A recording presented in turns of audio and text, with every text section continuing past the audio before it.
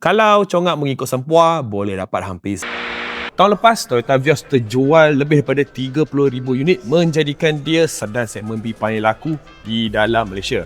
Dan kali ni, saya tunjukkan korang yang dia dah keluar varian baru iaitu varian hybrid. Siap ada GR Sport lagi. Jom aku tunjukkan. Semestinya, Terrain Kuasa adalah jenis hybrid di mana ia digabungkan dengan enjin 1.5 liter NA yang memberikan kuasa gabungan sebanyak 111 PS. Tork dari motor elektrik adalah 141 Nm.